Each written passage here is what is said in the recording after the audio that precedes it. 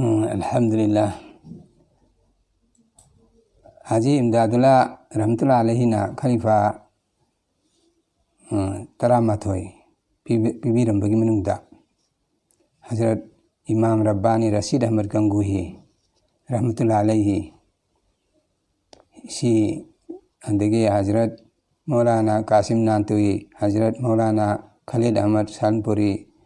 degi mari subda Hakimul Umat Maulana Ashraf Ali Thanwi Rahmatullah Alayhi na singba makha mathang makoi Taramathoy si Haji Imdadullah na Khalifa gi ijazat pibiram na Haji Imdadullah Rahmatullah degi matangdara Hazrat Imam Rabbani Rashid Ahmad Ganguhi dagi amuka ikoigi Sheikhul Islam Hazrat Maulana Haji Hussain Ahmad Madani si amuka Rashid Ahmad Ganguhi da baitorga mangondiki ijazat phangbasingi manungda mana manga subda yauriyaba makoi nipan ijazat phangyaba man manga subda yauri Hazrat Sheikhul Islam si ando Sheikhul Islam si da si ikoi Manipur da so nising maga Chamapan Yankai Taruk Taret Swaida Thola me haye aikoi na angang ori ngai matam ta karpi aikoi chahi tare nipan adai gi matam ni aikoi isagi andai matam duda aduda aikoi gi nithongna gi masjid chi am khakto oram mi baturen mapan da lairiba masjid achawudu adu khakta leiram aduda aikoi gi turen gi ising yaba nupi matam du tin ku pasi masjid tu to oram ba aikoi khunda tin ku payum si leiram de aduna khulak leirakta mani kana gumbagi leirangani leiragasu aduda migi miyumda tin ising yarubdi nungaitar masjidna ahang balam oibani na aduda ising yaba turen ising chawrakudagi turen gi ising du mot leba ising chawradi lengoi leinang oina seleba aduda turen ising na loin sabani na thakpani na ada tin gi ising arubadu yaru sena nupi sing moi manga truk tren pansi kaino duda masjid da ising yaba lakpa adada turen duda nganu hora sanaraga leibneba ising sawra pusida da asong wang mandagi nganu hoiba tangkhatpa kangbu umsu leiba adada moina turen mapan da lebaga adu nganu yengba ising sawdu yeng leibneba ada moi lepi ngai duda angang nipa macha so aigi lenga ama aikoi khun lekai dagi amasu yaukhre ma sibada angang ori da ma su mamai matungdi inaraga ising sopala duda yauru chana ba ising chatpa duda aduda masai toren disi ite khangauda ningkhai rakune leiraisi ningkhai rakudagi ningkhai khraga amuk loi bra mathang adugumba amuk ningkhai rakba nankhire adu mathang amuk sun khai rakba ahumlak ningkhai raga nansin gire adai ni mayam sina ma anaba lukhriba mayam du kannana baina iroi ba haiba irupa haiba ngaren kon ba haiba mayam mai koi duna leirame ba han singsi ngaren kangbu si leirame ba makoi duna iruptana thiba kana lengoi du hotana thiba da nupi ama khaktang di usin nasin nanthokna takholaktana hinghawe moi taret ki nipangi bunungda moi taret chi sigre ang atay dilun sino bhangyaba adu gi chahi duda kharani lairaga hujik Maulana Hussain Ahmad Madani Rahmatullah Alayhi si lakpaneba acha adu to masjid nikhai baje masjid yogi lakte ko yogi laktri masjid ki mamangi shaktani adu lakpaduda lakpasi Maulana Azizur Rahman marhum Rahmatullah Alayhi da lakpaneba masi Manipur manungda maming leiba Maulana aduga lamdam dugi ningthongnai Maulana ne adana Maulana duga hujike Hussain Ahmad Madani Rahmatullah Alayhi ga magi murid tatar kisi atu kematik leina bajane ba adana magi da lakpane ba Maulana Hussain Ahmad Madani aduda hujike ngasai gi ising ningkhai bagi mi sibai wari si Maulana si da li bane ba aikoi khun gi mi sing sina aduda taraga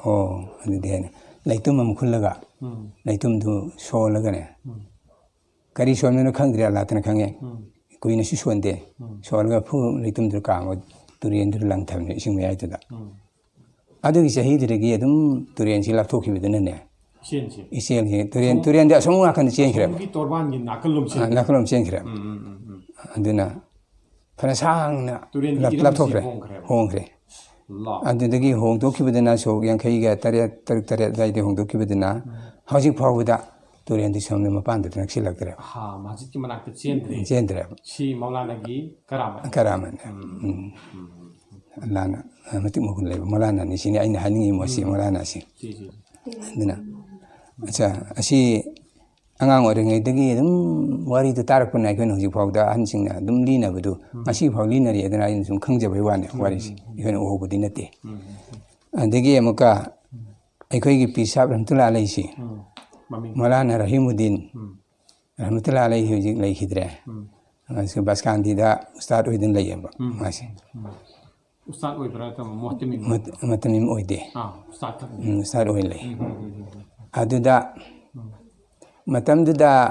ꯃꯁꯥꯁꯤ ꯑꯣꯏꯔꯕ꯭ꯔꯥ ꯑꯣꯏꯗ꯭ꯔꯤꯕ꯭ꯔꯥ ꯍꯥꯏꯕꯗꯨꯃꯗꯤ ꯎꯁꯇꯥꯗ ꯑꯣꯏꯔꯕ꯭ꯔꯥ ꯑꯣꯏꯗ꯭ꯔꯤꯕ꯭ꯔꯥ ꯍꯥꯏꯕꯗꯨꯗꯤ ꯑꯩ ꯈꯪꯍꯧꯗ꯭ꯔꯦ ꯋꯥꯐꯝꯁꯤ ꯍꯥꯏꯒꯗꯧꯔꯤꯁꯤ ꯑꯗꯨꯒ ꯃꯇꯝꯗꯨꯗ ꯃꯥꯁꯤ ꯃꯗꯔꯁꯥꯗ ꯂꯩꯇꯕ ꯖꯥꯠꯅꯦꯕ ꯑꯗꯨꯅ ꯃꯧꯂꯥꯅꯥꯁꯤ ꯕꯁꯀꯥꯟꯗꯤꯗ ꯍꯥꯟꯅ ꯊꯨꯡꯉꯔꯒ ꯃꯅꯤꯄꯨꯔꯗ ꯌꯧꯔꯛꯄꯅꯦꯕ ꯑꯗꯨꯗ ꯑꯗꯨꯒꯤ ꯃꯃꯥꯡ ꯑꯣꯏꯔ ꯃꯥꯜꯂꯦ ꯑꯩꯅ ꯈꯟꯕꯗ ꯕꯩꯠ ꯇꯧꯕꯁꯤꯗꯤ ꯁꯤꯗꯒꯤ ꯃꯅꯤꯄꯨꯔꯗ ꯂꯥꯛꯑꯝꯃꯒ ꯍꯟꯈ꯭ꯔ ꯃꯇꯨꯡꯗ ꯏꯀꯨꯏ ꯀꯨꯏꯗꯅ ꯃꯧꯂꯥꯅꯥꯁꯤ ꯂꯩꯈꯤꯗ꯭ꯔꯦꯅ ꯇꯥꯏꯌꯦꯕ ꯋꯥꯔꯤꯗ ꯑꯗꯨ ꯑꯣꯏꯔꯗꯤ ꯑꯗꯨꯒꯤ ꯃꯃꯥꯡꯗ ꯑꯣꯏꯔꯅꯤ ꯑꯗꯨꯒꯤ ꯈꯣꯡꯐꯝꯗꯨꯗꯅ ꯈꯂꯤꯐꯥꯒꯤ ꯏꯖꯥꯖꯠ ꯄꯤꯔꯝꯕ ꯑꯩꯈꯣꯏ ꯄꯤꯔ ꯁꯥꯍꯤꯕꯁꯤ ꯑꯍꯥꯟꯕ ꯑꯗꯨꯒꯤ ꯃꯃꯥꯡꯗ ꯊꯥ 6ꯀꯤ ꯃꯃꯥꯡꯗ ꯕꯁꯀꯥꯟꯗꯤꯗ ꯑꯃꯨꯛ ꯂꯥꯛꯑꯝꯕ ꯑꯗꯨꯗ ꯑꯩꯈꯣꯏ ꯄꯤꯔ ꯁꯥꯍꯤꯕ ꯔꯍꯃꯇꯨꯜꯂꯥꯍꯤ ꯑꯂꯩꯍꯤꯁꯤ ꯁꯤꯒꯤ ꯃꯄꯥ ꯃꯄꯨ ꯄꯤꯔ ꯈꯟꯗꯥꯟ ꯑꯣꯏꯕ ꯁꯨꯝꯕ ꯃꯤꯑꯣꯏ ꯑꯃ ꯅꯣꯏꯒꯤ ꯁꯤꯗ ꯂꯩꯕ꯭ꯔꯥ ꯍꯥꯏꯅ ꯃꯧꯂꯥꯅꯥꯁꯤꯅ ꯍꯪꯉꯤ ꯗꯦওꯕꯟꯗꯒꯤ ꯂꯥꯛꯄ ꯃꯧꯂꯥꯅꯥ ꯍꯨꯁꯦꯟ ꯑꯍꯃꯗ ꯃꯗꯅꯤ ꯔꯍꯃꯇꯨꯜꯂꯥꯍꯤ ꯑꯂꯩꯍꯤꯁꯤꯅ ꯑꯗ ꯂꯩ ꯃꯦꯁꯥꯕ ꯑꯩꯅ ꯍꯥꯏꯖꯥꯠꯅꯤ ꯍꯖꯔꯠ ꯂꯩꯌꯦꯅ ꯑꯗꯨꯗꯤ ꯀꯧꯔꯛꯎꯁꯨ ꯑꯩꯅ ꯑꯗ ꯀꯧꯔꯛꯎꯏ ꯑꯗꯨꯗ ꯍꯧꯖꯤꯛꯀꯤ ꯀꯧꯔꯛꯎꯔꯒ ꯁꯂꯥꯝ ꯇꯧꯔ ꯆꯪꯁꯤꯜꯂꯦ ꯑꯗꯩ ꯁꯤꯗ ꯐꯝꯃꯣ ꯍꯥꯏꯅ ꯐꯝꯍꯜꯂꯦ ꯃꯧꯂꯥꯅꯥꯁꯤ ꯃꯅꯥꯛꯇ ꯐꯝꯍꯜꯂꯦ ꯑꯩꯈꯣꯏ ꯄꯤꯔ ꯁꯥꯍꯤꯕꯁꯤ ꯑꯗ ꯐꯝꯍꯜꯂꯒ ꯉꯥꯏꯍꯥꯛꯇꯪ ꯐꯝꯃꯤꯟꯅꯔꯦ ꯋꯥ ꯑꯝꯇ ꯉꯥꯡꯗꯦ ꯑꯗꯒꯤ ꯑꯩꯈꯣꯏꯒꯤ ꯄꯤꯔ ꯁꯥꯍꯤꯕꯁꯤꯅ ꯃꯧꯂꯥꯅꯥ ꯔꯍꯤꯃꯨꯗꯗꯤꯟꯁꯤꯅꯅꯦ ꯑꯩꯈꯣꯏ ꯁꯦꯈ ꯁꯥꯍꯤꯕꯁꯤꯗ ꯍꯖꯔꯠ ꯑꯩ ꯕꯩꯠ ꯇꯧꯖꯔꯒꯦꯅ ꯍꯥꯏꯕꯖꯥꯠꯅꯤ ꯑꯗꯨꯗ ꯅꯪ ꯕꯩꯠ ꯇꯧꯔꯒꯦꯔꯣ ꯅꯪ ꯉꯝꯒꯗ꯭ꯔꯅꯦ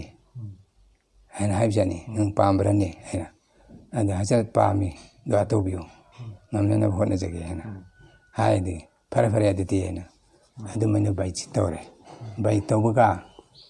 ꯄꯔꯥꯁꯤ ꯃꯊꯪ ꯃꯅꯥꯎ ꯃꯀꯣꯛꯇꯒꯤ ꯑꯩꯈꯣꯏ ꯆꯤꯁꯇꯤꯌꯥ ꯇꯥꯔꯤꯀꯥꯒꯤ ꯃꯀꯣꯛꯇꯒꯤ ꯃꯊꯪ ꯁꯨꯝ ꯄꯔꯥ ꯄꯤꯊꯔꯒ ꯄꯔꯥ ꯈꯔꯒꯤ ꯃꯇꯨꯡꯗ ꯂꯣꯏꯗꯧꯔꯤꯃꯦꯕꯀꯣ ꯑꯗꯨ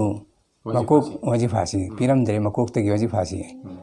ꯑꯔꯣꯏꯕꯒꯤ ꯄꯔꯥ ꯑꯔꯣꯝꯕ ꯃꯣꯏꯅ ꯂꯣꯟꯗꯥꯗꯣ ꯃꯤꯁꯥꯞꯀꯤ ꯂꯣꯟꯗꯨ ꯀꯁꯥꯔꯅꯤꯅ ꯑꯔꯣꯝꯕ ꯍꯥꯏꯌꯦꯕ ꯂꯣꯟꯗꯥꯗꯣ ꯑꯗ ꯑꯔꯣꯝꯕ ꯄꯔꯥꯗꯣ ꯄꯤꯔꯝꯃꯤ ꯁꯤꯅꯤ ꯑꯗ ꯑꯔꯣꯝꯕ ꯄꯔꯥ ꯄꯤꯔꯝꯃꯤ ꯃꯗꯒꯤꯗꯤ ꯑꯩꯁꯤ ꯑꯜꯂꯥ ꯍꯥꯏꯅ ꯑꯗꯨꯝ ꯂꯩꯈ꯭ꯔꯦ ꯑꯗꯨꯒ ꯋꯥꯈꯜꯁꯤ ꯗꯨꯅꯤꯌꯥꯒꯤ ꯋꯥꯈꯜ ꯑꯗꯒꯤ ꯌꯨꯝ ꯀꯩꯗ ꯅꯨꯄꯤ ꯑꯉꯥꯡ ꯂꯩꯔꯤ ꯏꯇꯨ ꯏꯆꯥ ꯂꯩꯔꯤ ꯍꯥꯏꯕ ꯋꯥꯈꯜꯁꯤ ꯑꯩ ꯀꯥꯎꯊꯣꯛꯈ꯭ꯔꯦ ꯃꯇꯝ ꯈꯔ ꯀꯥꯎꯊꯣꯛꯇꯅ ꯑꯗꯨꯝ ꯑꯩꯁꯤ ꯏꯆꯥ ꯏꯁꯨ ꯂꯩꯔꯤꯃꯤꯅ ꯂꯥꯛꯄꯕꯨꯗꯤ ꯌꯨꯝꯗ ꯍꯟꯖꯤꯜꯂꯛꯏ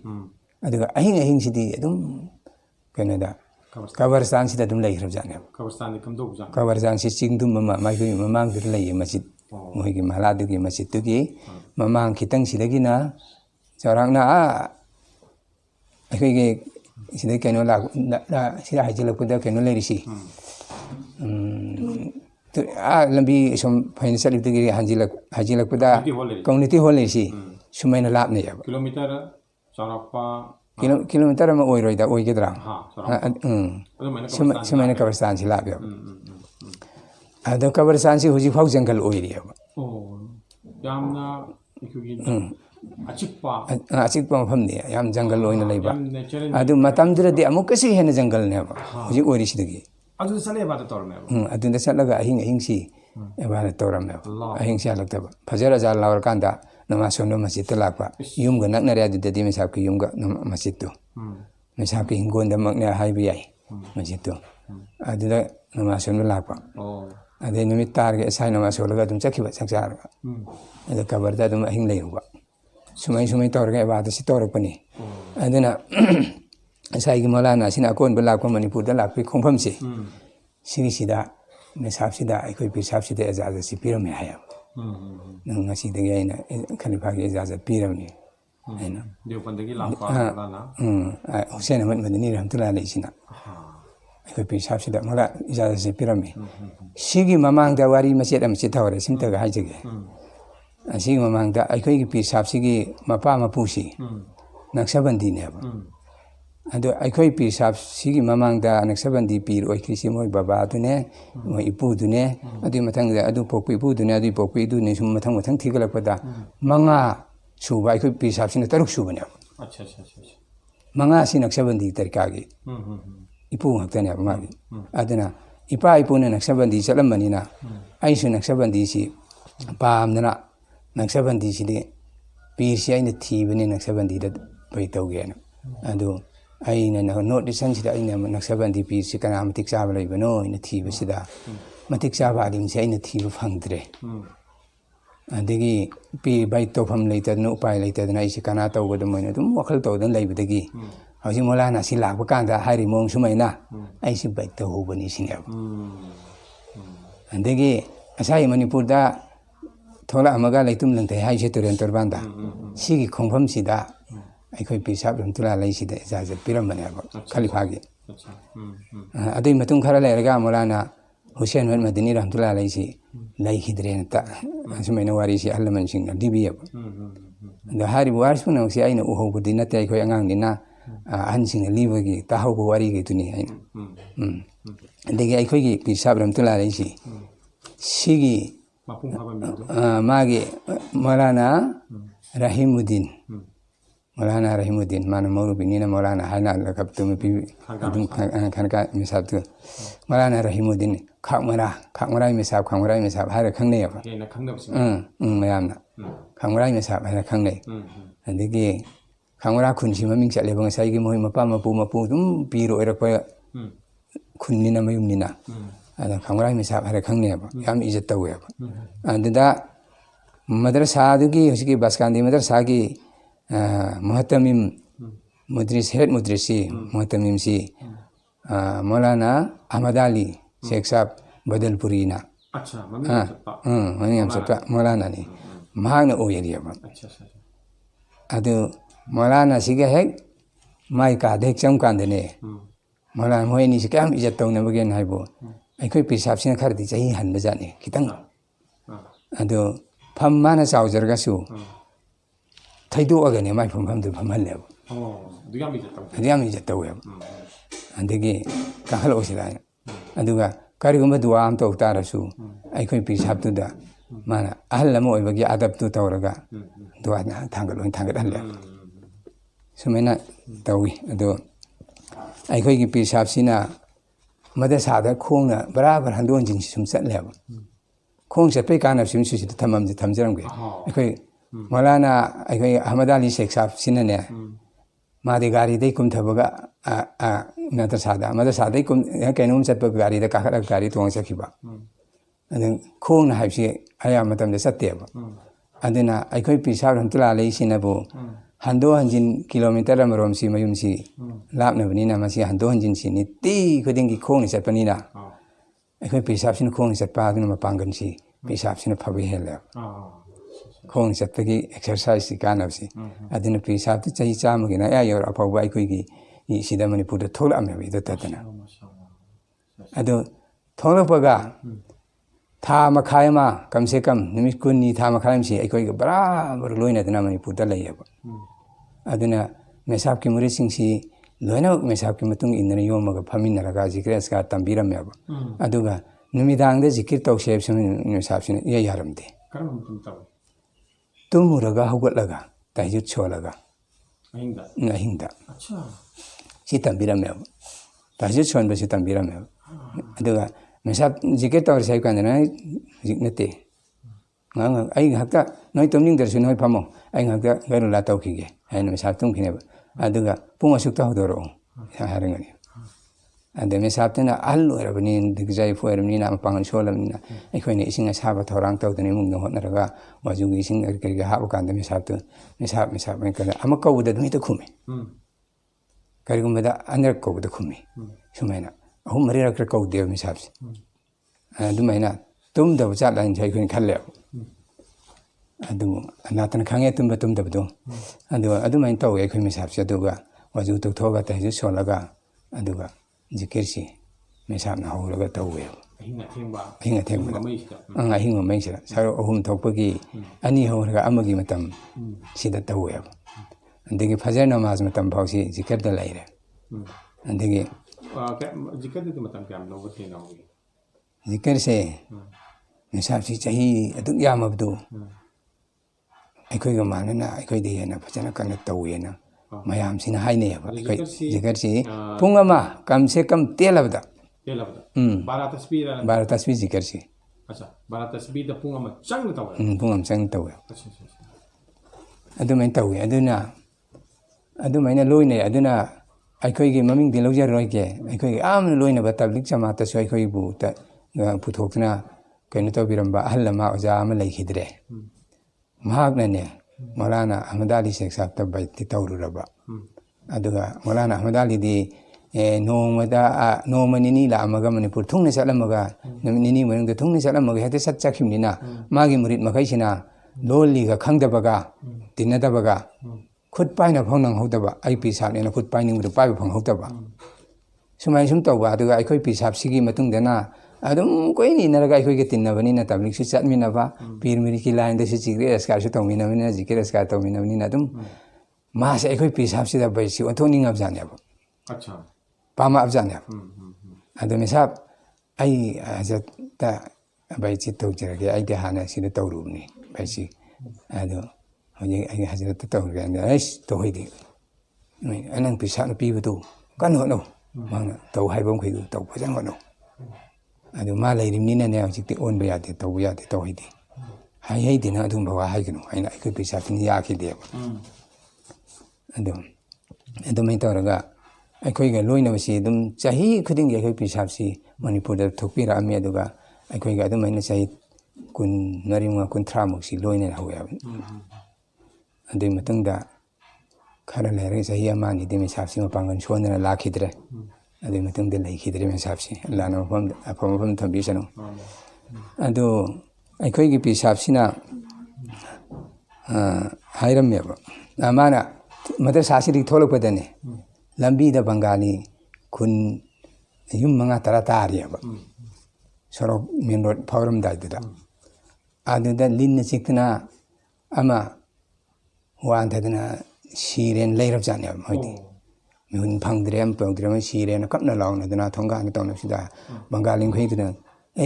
ꯃꯤꯁꯥꯞꯁꯤꯅ ꯀꯩꯗꯧꯔꯦ ꯁꯤꯅꯦ ꯃꯤꯁꯥꯞꯁꯤꯅ ꯀꯩꯗꯧꯕ ꯌꯥꯎꯔꯦ ꯀꯅꯥ ꯀꯩꯗꯧꯔꯦ ꯑꯩꯅ ꯍꯥꯏꯗꯩꯗꯤ ꯃꯤꯁꯥꯞ ꯁꯨꯃꯥꯏꯅ ꯁꯨꯃꯥꯏꯅ ꯇꯧꯔꯦ ꯂꯤꯟꯅ ꯆꯤꯛꯄꯩ ꯋꯥꯔꯤꯗꯨ ꯂꯤꯔꯕꯖꯥꯠꯅꯤ ꯑꯗꯨꯒ ꯁꯨꯃꯥꯏꯅ ꯇꯧꯔꯦ ꯁꯤꯔꯦꯅ ꯑꯗꯩ ꯀꯗꯥꯏ ꯌꯦꯡꯒꯦ ꯑꯩꯅ ꯃꯤꯁꯥꯞꯅ ꯆꯪꯁꯤꯜꯂꯒ ꯐꯤꯅ ꯀꯨꯞꯄꯗꯨ ꯍꯥꯏꯗꯣꯛꯑꯒꯦꯅ ꯃꯃꯥꯏꯗꯨꯗ ꯃꯤꯁꯥꯞꯀꯤ ꯔꯨꯃꯥꯟꯗꯨꯅꯅꯦ ꯑꯍꯥꯟꯕꯗ ꯊꯨꯝ ꯈꯤꯇꯪ ꯄꯨꯔꯛꯑꯣ ꯍꯥꯏꯅ ꯄꯥꯏ ꯊꯨꯝ ꯈꯤꯇꯪ ꯄꯨꯔꯛꯑꯣ ꯍꯥꯏꯅ ꯊꯨꯝꯗꯨ ꯁꯣꯜꯂꯒꯅꯦ ꯃꯤꯁꯥꯞꯅꯅꯦ ꯃꯆꯤꯟꯗ ꯍꯥꯞꯆꯤꯟꯕꯤꯔꯦ ꯑꯗꯨꯒ ꯃꯤꯁꯥꯞꯅ ꯔꯨꯃꯥꯟꯗꯅꯦ ꯃꯃꯥꯏꯁꯤꯗ ꯃꯤꯁꯥꯞ ꯀꯣꯏꯠ ꯌꯦꯠꯂꯤꯕ ꯔꯨꯃꯥꯟꯗꯨ ꯑꯉꯧꯕꯗꯨ ꯂꯧꯊꯣꯛꯑꯒ ꯍꯧꯖꯤꯛꯀꯤ ꯁꯤꯔꯦꯅ ꯍꯥꯏꯔꯤꯕ ꯂꯤꯟꯅ ꯆꯤꯛꯄ ꯁꯤꯒꯤ ꯃꯃꯥꯏꯗ ꯁꯨꯃꯥꯏꯅ ꯐꯔ ꯃꯥꯁꯤꯅ ꯁꯨꯝ ꯍꯥꯏꯕ ꯑꯃꯥꯅꯔ ꯍꯥꯏ ꯀꯥꯟꯗ ꯃꯃꯤꯠ ꯀꯨꯕꯛꯑꯦ ꯑꯗꯩꯗꯤ ꯃꯌꯥꯝꯁꯦ ꯍꯔꯥꯎꯔꯦ ꯑꯩꯁ ꯁꯤꯗꯤ ꯍꯤꯡꯉꯦ ꯑꯗꯩ ꯉꯍꯥꯛ ꯍꯤꯡꯒꯠꯂꯛꯑꯕꯖꯥꯠꯅꯦꯕ ꯑꯗꯨꯃꯥꯏꯅ ꯇꯧꯋꯦ ꯑꯗꯨꯅ ꯍꯔꯥꯎꯃꯟꯈꯤꯗꯅ ꯏꯃꯨꯡꯗꯣ ꯈꯔ ꯄꯩꯁꯥ ꯄꯥꯏꯕ ꯏꯃꯨꯡꯁꯨ ꯑꯣꯏꯅ ꯇꯧ ꯃꯥꯜꯂꯦ ꯑꯗꯨꯅ ꯑꯩꯗ ꯄꯩꯁꯥꯁꯤ ꯎꯄꯨ ꯑꯃ ꯄꯨꯔ ꯂꯥꯛꯄꯅꯦ ꯑꯩꯅꯦ ꯇꯔꯪ ꯎꯄꯨ ꯑꯃ ꯄꯨꯔꯒ ꯃꯤꯁꯥꯞꯁꯤꯗ ꯃꯌꯨꯝꯗ ꯑꯗꯨꯅ ꯀꯔꯤꯅꯣ ꯅꯪ ꯄꯨꯔꯤꯗꯤ ꯄꯩꯁꯥꯅꯤ ꯃꯤꯁꯥꯞ ꯑꯩꯈꯣꯏ ꯍꯔꯥꯎꯗꯅ ꯁꯨꯃꯥꯏꯅ ꯍꯦꯛꯇ ꯄꯩꯁꯥ ꯁꯤ ꯊꯤꯜꯂꯛꯏꯅꯤ ꯃꯤꯁꯥꯞ ꯑꯣꯏꯕꯤꯌꯣ ꯃꯤꯁꯥꯞ ꯑꯩꯅ ꯂꯧꯕꯤꯌꯣꯅ ꯇꯧꯍꯩꯗꯦ ꯑꯗꯨ ꯑꯩ ꯅꯠꯇꯦ ꯑꯩꯅ ꯍꯤꯡꯍꯜꯂꯤꯕ ꯅꯠꯇꯦ ꯑꯜꯂꯥꯍꯅꯅꯤ ꯃꯥꯏ ꯆꯦꯡ ꯂꯩꯗꯅ ꯑꯜꯂꯥꯍꯅ ꯍꯤꯡꯍꯜꯂꯛꯏꯃꯤ ꯑꯗ ꯑꯩꯅꯗꯤ ꯀꯔꯤ ꯍꯤꯡꯍꯟꯕ ꯃꯤ ꯍꯤꯡꯍꯟ ꯉꯝꯕ꯭ꯔꯣ ꯑꯜꯂꯥꯍ ꯍꯨꯀꯨꯝꯅꯤ ꯇꯧꯍꯩꯗꯦ ꯄꯩꯁꯥ ꯑꯩ ꯂꯧꯔꯣꯏꯅ ꯃꯤꯁꯥꯞꯅ ꯄꯩꯁꯥ ꯑꯃꯐꯥꯎ ꯂꯧꯕ ꯌꯥꯗꯦ ꯑꯗꯨꯁꯨ ꯀꯔꯥꯃꯠ ꯑꯃꯅꯤ ꯑꯗꯨꯒꯤ ꯃꯇꯨꯡꯗ ꯃꯤꯁꯥꯞꯀꯤ ꯋꯥꯔꯤꯁꯤ ꯃꯤꯁꯥꯞꯁꯤ ये बंगाली मस्जिद जी मद्रसा सिगिने बसकांदी मद्रसा सिगी मनिंग दुदा खितंग कुमथरगा बंगाली मस्जिद मेन रोड में याद लैयबा अदे इमाम ओइरे मिसाब से इमाम ओइरा में अदे इमाम ओइबदुदा नोमदी मिसाब सिना जुमा की मतम सिदा जुमा खर थेंगलप लाखो जाने मतम चाना नमाज लेप मतम फावबा अजान लोय फाव यौरक्तरबा अदगी ngak sunat no sonadana नमाज लेपगी मतम हम लेप नैदना जुमा की अदो फाव सिदा मिसाब से योजिलक्तरब जाने अदुदा तंजा अदुदा मोगी बंगाली आलिम सि मौसातिन लेतब जाने दा अनौबा आलिम म थोरा अब जाने मो बितम लोयदना अदुसि लैबदुदा बंगाली मखैतने मा मणिपुरी आइना हारगा अखोई सुमिसा मलाना लेरिसिन मो बिलाइरा दिनो काखलो अमा आइना हाबि मि यारक जाने काखलो मा लाग्तरसो सोलो लाग्तरे मे साप्तु आइना हारगा मासु हे नाइखों हक्तंग नाइखिसिगा हाइततना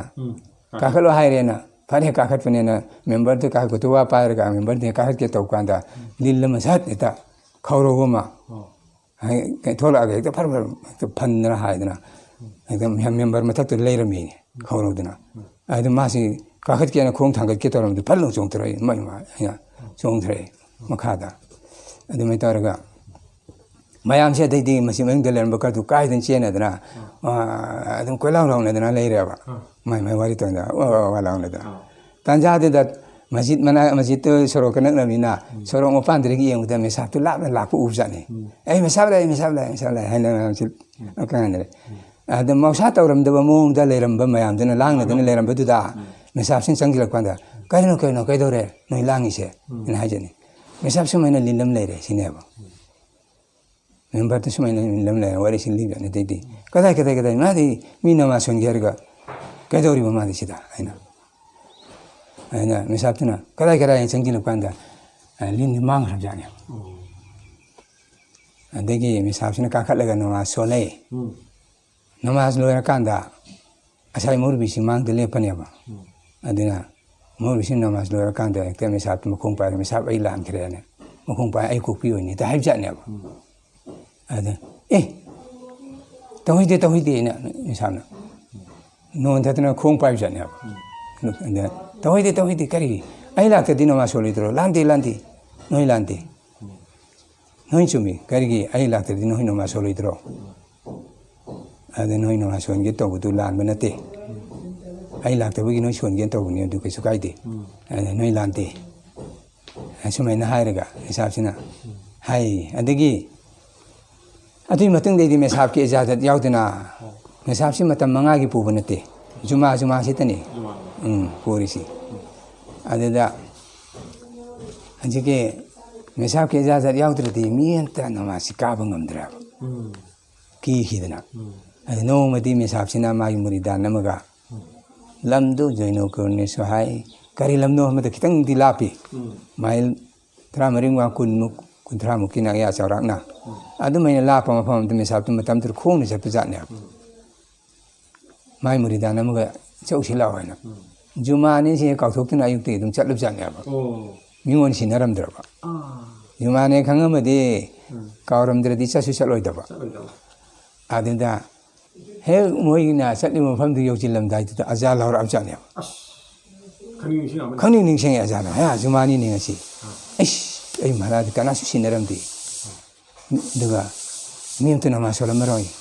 ngasai ki ne dana misab ke ja yaw de kabangum na dabtu adina nama salamro ya na misab sin khandana ne halasi aina misab asan lawra bu sukla pulam tu bu hoji bu nang hidra ne de allah na nang hangini law si aina law nang namit na so igunu ko nang ai khonggun sin ne yeng mun ne yeng tu ga aina khong tha ki mo hom dre nang ne la gra hoina hai misab sin aduga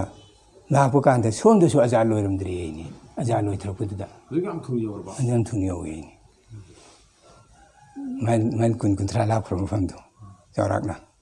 सबतो सोमदा अजान लाउ हे लोई थरपुदु अदि योजिले अजान लाउ लोराग सुनत के सोना दरमिदना अदि योजले मिसाबसी अदि अल्लाह हुकुम अल्लाहना करामत अम पीबनी नते लाइबाक सिंसिलगा थागे ꯈꯣꯡꯒꯥꯞꯇꯨ ꯃꯁꯤꯡ ꯌꯥꯝꯗꯕꯤꯗꯗꯤ ꯌꯧꯈꯤꯕꯖꯥꯠ ꯑꯣꯏꯕ ꯃꯥꯜꯂꯤ ꯈꯪꯗꯦ ꯑꯜꯂꯥꯍꯇꯅ ꯈꯪꯈ꯭ꯔꯦ ꯑꯗꯨꯃ ꯌꯧꯋꯦꯅ ꯍꯥꯏ ꯃꯦꯁꯥꯞꯀꯤ ꯑꯩꯈꯣꯏꯒꯤ ꯃꯦꯁꯥꯞꯀꯤ ꯀꯔꯥꯝ ꯑꯁꯤ ꯁꯨꯝꯕ ꯑꯉꯛꯄ ꯂꯩ ꯑꯗꯒꯤ ꯅꯣꯡꯃꯗꯤ ꯑꯩꯁꯨ ꯏꯁꯥꯅꯁꯨ ꯖꯤꯀꯔꯁꯤ ꯇꯧꯕ ꯀꯥꯟꯗꯅꯦ ꯃꯦꯁꯥꯞꯅ ꯇꯥꯛꯑꯝꯕ ꯑꯩꯁꯨ ꯏꯖꯥꯖꯠ ꯐꯪꯉꯦ ꯃꯇꯝꯗꯨꯗ 1991ꯗ ꯏꯖꯥꯖꯠ ꯄꯤꯕꯅꯦ ꯑꯩꯉꯣꯟꯗ ꯑꯗꯨꯒꯤ ꯃꯇꯨꯡꯗ ꯑꯩꯅ ꯑꯩꯈꯣꯏ ꯂꯩꯀꯥꯏꯗꯨꯗ ꯃꯦꯁꯥꯞꯀꯤ ꯃꯨꯔꯤꯠꯁꯨ ꯌꯥꯎꯏ ꯈꯔ ꯑꯗꯨꯗꯒꯤ ꯑꯩꯁꯨ ꯃꯦꯁꯥꯞ ꯂꯩꯅ ꯃꯨꯔꯤꯠ ꯈꯔ ꯄꯣꯛꯏ ꯀꯔꯤꯒꯤ ꯄꯣꯛꯏ ꯃꯣꯏꯗ ꯉꯁꯥꯏꯒꯤ ꯕꯦꯅꯃꯥꯖꯤ ꯑꯩꯅ ꯖꯃꯥꯠ ꯆꯠꯄꯅꯤꯅ ꯖꯃꯥꯠꯀꯤ ꯇꯁꯀꯤꯜ ꯇꯧꯕꯗꯨꯃꯥꯏꯅ ꯄꯤꯔ ꯃꯨꯔꯤꯠꯀꯤ ꯂꯥꯏꯟꯁꯤꯗꯁꯨ ꯑꯩꯅ ꯃꯤꯁꯤ ꯑꯄꯥꯝꯕꯁꯤ ꯄꯣꯛꯍꯜꯂꯒ ꯇꯁꯀꯤꯜ ꯇꯧꯔꯒ ꯃꯦꯁꯥꯞ ꯂꯥꯛꯄꯀꯥꯟꯗ ꯕꯩ ꯇꯧꯁꯤꯀꯣ ꯑꯩꯅ ꯍꯥꯏꯔꯒ ꯊꯝꯃꯝꯕ ꯑꯗꯨꯅ ꯀꯣꯟꯅ ꯃꯦꯁꯥꯞ ꯂꯥꯛꯄꯀꯥꯟꯗ ꯑꯩꯅ ꯊꯤꯔꯨꯀꯥꯟꯗꯅꯅꯦ ꯁꯔꯤꯌꯠ ꯈꯤꯂꯥꯐ ꯆꯠꯄ ꯄꯤꯔꯁꯤꯡꯗ ꯍꯦꯛꯇ ꯕꯩ ꯇꯧꯈꯤꯔꯝꯕ ꯃꯣꯏꯅ ꯑꯄꯥꯝꯕꯅ ꯍꯦꯟꯃꯟꯗꯅꯀꯣ ꯑꯗꯨꯗ ꯍꯦꯛꯇ ꯇꯧꯈꯤꯔꯝꯕ ꯁꯨꯃꯥꯏ ꯇꯧꯕꯁꯤꯗ ꯅꯨꯡꯉꯥꯏꯇꯗꯅ ꯑꯩꯁꯤ ꯑꯦꯖꯥꯖꯠ ꯍꯦꯛ ꯐꯪꯕꯒꯅꯦ ꯑꯩꯁꯨ ꯃꯦꯁꯥꯞ ꯂꯥꯛꯑꯒ ꯑꯃꯨꯛꯀ ꯍꯟꯗꯅ ꯃꯦꯁꯥꯞꯇ ꯇꯧꯍꯜꯂꯒ ꯂꯣꯏꯔꯦ ꯑꯗꯨꯅ ꯃꯣꯏꯁꯤ ꯑꯇꯣꯞꯄꯗ ꯆꯠꯈꯤꯗꯅꯕ ꯍꯥꯏꯅ ꯑꯩꯅ ꯍꯦꯛꯇ ꯕꯩꯁꯤ ꯇꯧꯁꯜꯂꯦꯕ ꯁꯨꯃꯥꯏꯅ ꯇꯧꯕ ꯑꯗꯨ ꯇꯧꯕ ꯃꯇꯝꯗ ꯑꯗꯨꯗ ꯃꯦꯁꯥꯞꯁꯤꯅ ꯂꯥꯛꯄ ꯀꯥꯟꯗꯅꯦ ꯂꯥꯛꯑꯒ ꯑꯩꯅ ꯕꯩ ꯇꯧꯕ ꯃꯨꯔꯤꯠ 3-4ꯁꯤ ꯄꯨꯔ ꯆꯠꯂꯦ ꯃꯦꯁꯥꯞꯇ ꯑꯃꯨꯛꯀ ꯕꯩ ꯇꯧꯍꯟꯈꯤꯗꯧꯔꯤꯃꯦꯅ ꯍꯞꯇꯥ ꯑꯃꯁꯤꯗ ꯑꯍꯜ ꯑꯃ ꯂꯩꯔꯝꯃꯦ ꯂꯩꯈꯤꯗ꯭ꯔꯦ ꯍꯧꯖꯤꯛ ꯑꯗꯨꯒꯤ ꯌꯨꯝꯗ ꯐꯝꯃꯦ ꯃꯥꯡꯒꯣꯟꯗ ꯑꯗꯨ ꯆꯥ ꯂꯥꯡ ꯊꯛꯃꯤꯟꯅꯔꯦ ꯑꯗꯨ ꯃꯌꯥꯝ ꯑꯩꯈꯣꯏ 5-10 ꯐꯝꯃꯤꯟꯅꯩꯑꯕ ꯑꯗ ꯑꯩꯅ ꯑꯩꯒꯤ ꯃꯤ 3-4ꯁꯨ ꯄꯨꯔꯒ ꯆꯠꯂꯒ ꯃꯦꯁꯥꯞꯁꯤꯗ ꯃꯅꯥꯛꯇ ꯐꯝꯕ ꯃꯦꯁꯥꯞꯇ ꯑꯩꯅ ꯇꯨꯃꯤꯟꯅ ꯍꯥꯏꯔꯦꯕ ꯃꯦꯁꯥꯞ ꯑꯩꯅ ꯃꯤ ꯈꯔ ꯁꯨꯃꯥꯏꯅ ꯇꯧꯔꯨꯔꯦ ꯑꯩꯅ ꯇꯁꯀꯤꯜ ꯇꯧꯔꯒ ꯃꯤꯉꯣꯟꯗ ꯆꯠꯈꯤꯕꯒꯤ ꯋꯥꯔꯤꯗꯨꯁꯨ ꯑꯩꯅ ꯂꯤꯕ ꯁꯨꯃꯥꯏꯅ ꯍꯦꯛ ꯆꯠꯈꯤ ꯑꯗꯨꯗ ꯑꯩꯅ ꯆꯠꯈꯤꯗꯅꯕ ꯍꯥꯏꯅ ꯃꯣꯏꯁꯦ ꯐꯥꯖꯤꯟꯕꯅꯤ ꯑꯩꯅ ꯕꯩ ꯇꯧꯁꯜꯂꯨꯔꯦ ꯃꯦꯁꯥꯞ ꯑꯗꯨꯅ ꯃꯦꯁꯥꯞꯇ ꯃꯣꯏꯗꯤ ꯑꯄꯥꯝꯕꯗꯤ ꯃꯦꯁꯥꯞꯇꯣ ꯄꯥꯝꯕꯅꯤ ꯑꯗꯨꯅ ꯃꯦꯁꯥꯞꯅ ꯕꯩ ꯇꯧꯕꯤ ꯃꯣꯏꯁꯤ ꯕꯩ ꯂꯧꯕꯤ ꯍꯥꯏꯕ ꯑꯩꯅ ꯑꯗꯩꯗꯤ ꯃꯦꯁꯥꯞꯅ ꯑꯩꯉꯣꯟꯗ ꯅꯪꯒꯟꯁꯤꯗ ꯅꯥꯟꯊꯔꯦ ꯁꯨꯃꯥꯏꯅ ꯄꯣꯛ ꯅꯪꯒꯟꯁꯤꯗ ꯈꯨꯕꯥꯛꯅ ꯁꯨꯃꯥꯏꯅ ꯇꯧꯔꯒꯅꯦ ꯅꯥꯟꯊꯕꯤꯔꯦ ꯑꯗꯨꯒ ꯑꯩꯅ ꯅꯪꯕꯨ ꯏꯖꯥꯖꯠ ꯄꯤꯗꯣ ꯑꯗꯨꯒꯤꯅꯤꯅꯦ ꯁꯨꯃꯥꯏꯅ ꯍꯥꯏꯔꯛꯑꯦꯕ ꯑꯗꯨꯅ ꯅꯪꯅ ꯇꯧꯔꯗꯤ ꯌꯥꯔꯦ ꯑꯃꯍꯥꯅꯤ ꯑꯩꯉꯣꯟꯗ ꯇꯧꯕꯒꯨꯝꯕꯅꯤ ꯆꯞ ꯃꯥꯟꯅꯩ ꯑꯩꯅ ꯂꯥꯎꯊꯣꯔꯛꯑꯦꯅꯦ ꯃꯌꯥꯝ ꯃꯃꯥꯡꯗꯨꯗ ꯑꯩꯅ ꯇꯨꯃꯤꯟꯅ ꯍꯥꯏꯕꯅꯦ ꯃꯦꯁꯥꯞꯇ ꯑꯗꯣ ꯃꯦꯁꯥꯞꯅ ꯃꯌꯥꯝ ꯃꯃꯥꯡꯗꯨꯗ ꯑꯗꯨꯝ ꯂꯥꯎꯅ ꯍꯥꯏꯔꯛꯑꯦꯕ ꯑꯗꯨ ꯌꯥꯔꯦ ꯅꯣꯏ ꯑꯩꯉꯣꯟꯗ ꯕꯩ ꯇꯧꯗ꯭ꯔꯁꯨ ꯌꯥꯔꯦ ꯃꯉꯣꯟꯗ ꯇꯧꯔꯁꯦ ꯑꯩꯉꯣꯟꯗ ꯇꯧꯕꯒ ꯆꯞ ꯃꯥꯟꯅꯩ ꯑꯗꯨꯅ ꯅꯪ ꯉꯁꯤꯗꯒꯤ ꯑꯗꯨꯝ ꯍꯌꯦꯡꯐꯥꯎ ꯇꯧꯔꯣ ꯕꯩ ꯑꯩꯅ ꯃꯦꯁꯥꯞꯅ ꯑꯗꯨꯃꯥꯏꯅ ꯍꯥꯏꯔꯦꯕ ꯑꯩꯉꯣꯟꯗ ꯑꯗꯨꯕꯨ ꯑꯩ ꯇꯧꯗꯦ ꯃꯦꯁꯥꯞ ꯂꯩꯔꯤꯃꯤꯅ ꯊꯣꯏꯅ ꯑꯗꯣ ꯈꯨꯗꯣꯡ ꯆꯥꯔꯣꯏꯗꯕ ꯃꯤ ꯍꯦꯛ ꯆꯠꯈꯤꯕ ꯅꯥꯟꯊꯣꯛꯈꯤꯒꯗꯕ ꯃꯤꯗꯣ ꯑꯗꯨꯒꯨꯝꯕꯗꯨꯗꯤ ꯑꯗꯨꯃꯥꯏꯅ ꯑꯗꯨꯝ ꯇꯧꯗꯅ ꯕꯩ ꯇꯧꯕꯗꯨ ꯑꯗꯨꯗꯩ ꯍꯧꯈꯤꯕꯅꯦꯕ ꯑꯩꯁꯦ ꯕꯩ ꯇꯧꯕꯁꯦ ꯑꯗꯨꯅ ꯑꯩꯈꯣꯏꯒꯤ ꯃꯦꯁꯥꯞꯁꯤ ꯃꯧꯂꯥꯅ ꯍꯨꯁꯦꯟ ꯑꯍꯃꯗ ꯃꯗꯅꯤ ꯔꯍꯃꯇꯨꯜꯂꯥꯍꯤ ꯑꯂꯩꯍꯤ ꯑꯩꯈꯣꯏꯁꯤ ꯄ꯭ꯔꯤꯊꯤꯕꯤ ꯊꯨꯡꯅ ꯃꯃꯤꯡ ꯆꯠꯄ ꯑꯐꯥꯎꯕ ꯃꯧꯂꯥꯅꯅꯦ ꯑꯗꯨ ꯃꯈꯣꯏꯗꯨꯒꯤ ꯃꯇꯝꯗꯨꯒꯤ ꯃꯈꯣꯏꯒꯤ ꯃꯨꯔꯤꯠ ꯃꯈꯣꯏꯅ ꯈꯂꯤꯐꯥ ꯄꯤꯔꯝꯕ ꯏꯖꯥꯖꯠ ꯄꯤꯔꯝꯕ ꯃꯤꯁꯤꯡꯁꯤꯁꯨ ꯑꯆꯝꯕ ꯃꯤ ꯅꯠꯇꯦꯕ ꯃꯣꯏꯁꯤꯡꯁꯦ ꯑꯗꯨꯕꯨ ꯑꯩꯅ ꯌꯥꯝꯅ ꯂꯨꯅ ꯍꯧꯖꯤꯛ ꯈꯟꯊꯔꯤꯕ ꯃꯇꯝꯁꯤꯅ ꯑꯃꯨꯛꯀ ꯑꯩꯈꯣꯏ ꯏꯕꯨꯡ ꯔꯁꯨꯜꯂꯥꯍ ꯁꯜꯂꯜꯂꯥꯍꯨ ꯑꯂꯩꯍꯤ ꯋꯁꯜꯂꯝꯗꯒꯤ ꯃꯊꯪ ꯂꯥꯛꯄꯗ ꯑꯩꯈꯣꯏꯒꯤ ꯄꯤꯔꯁꯥꯞꯁꯤꯅ 94 ꯁꯨꯕꯅꯦꯕ ꯃꯧꯂꯥꯅ ꯔꯍꯤꯃꯨꯗꯤꯟꯁꯤꯅ 94 ꯁꯨꯕꯅꯦꯕ ꯑꯗꯣ ꯃꯗꯔꯁꯥꯒꯤ ꯎꯁꯇꯥꯗꯅꯦꯕ ꯑꯗꯣ ꯃꯦꯁꯥꯞꯇꯅ ꯍꯦꯛ ꯂꯩꯈꯤꯗ꯭ꯔ ꯃꯇꯝ ꯐꯥꯎ ꯑꯗꯨꯝ ꯎꯁꯇꯥꯗ ꯑꯣꯏꯗꯅ ꯂꯩꯈ꯭ꯔꯦ ꯌꯥꯝ ꯀꯨꯏꯅ ꯆꯍꯤ 30-40ꯒꯤ ꯃꯊꯛꯇ ꯎꯁꯇꯥꯗ ꯑꯣꯏꯗꯅ ꯂꯩꯔꯝꯃꯦ ꯃꯗꯔꯁꯥꯁꯤꯗ ꯃꯦꯁꯥꯞꯁꯤ ꯑꯗꯣ ꯑꯩꯅ ꯍꯥꯏꯅꯤꯡꯉꯤꯗꯤ ꯁꯤꯅꯤ ꯀꯩꯅꯣ ꯍꯥꯏꯗ ꯑꯩꯈꯣꯏꯒꯤ ꯀꯥꯎꯔꯤꯁꯤ ꯈꯔ ꯂꯩꯔꯤꯅꯤ ꯑꯗꯨꯅ ꯑꯦꯖꯥꯖꯠꯁꯤ ꯃꯦꯁꯥꯞꯅ ꯑꯗꯨꯃꯥꯏꯅ ꯄꯤꯔꯕ ꯃꯇꯨꯡꯁꯤꯗꯩꯗꯤ ꯑꯩꯁꯨ ꯑꯗꯨꯝ ꯇꯕ꯭ꯂꯤꯛ ꯖꯃꯥꯠꯁꯤ ꯆꯠꯄꯒ ꯂꯣꯏꯅꯅ ꯑꯗꯨꯝ ꯃꯨꯔꯤꯠꯁꯤꯁꯨ ꯑꯗꯨꯝ ꯈꯔ ꯄꯣꯛꯄ ꯍꯧꯋꯦ ꯇꯁawwufꯀꯤ ꯊꯕꯛꯁꯤꯗ ꯑꯗꯨꯝ ꯇꯕ꯭ꯂꯤꯛꯁꯤ ꯑꯅꯤꯃꯛ ꯄꯨꯟꯕ ꯍꯧꯔꯦꯕ ꯑꯗꯒꯤ ꯑꯩꯈꯣꯏ ꯄꯤꯔꯁꯥꯞꯁꯤ ꯈꯔ ꯂꯩꯔꯒ 1987 ꯑꯗꯨꯋꯥꯏꯗꯔꯥ ꯀꯩꯅꯣꯅꯦ ꯃꯦꯁꯥꯞꯁꯤꯅ ꯂꯩꯈꯤꯗꯕꯁꯤ 97 ꯍꯥꯏꯕ 96-97 ꯑꯗꯨꯋꯥꯏꯗꯅꯤ ꯆꯥꯝꯃ ꯈꯔ ꯍꯦꯜꯂꯦꯁꯨ ꯍꯥꯏ ꯆꯥꯝꯃꯅꯦꯁꯨ ꯍꯥꯏ ꯑꯩ ꯆꯞ ꯆꯥꯕ ꯑꯁꯦꯡꯕ ꯈꯪꯗ꯭ꯔꯦ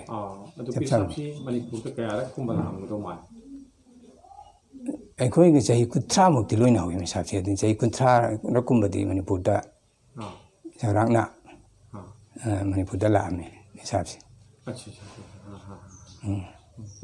ꯆꯍꯤ 30ꯃꯨꯛꯀꯨꯝꯕꯗꯤ ꯂꯥꯛꯑꯝꯃꯦ ꯑꯗꯨ ꯂꯥꯛꯄꯁꯤ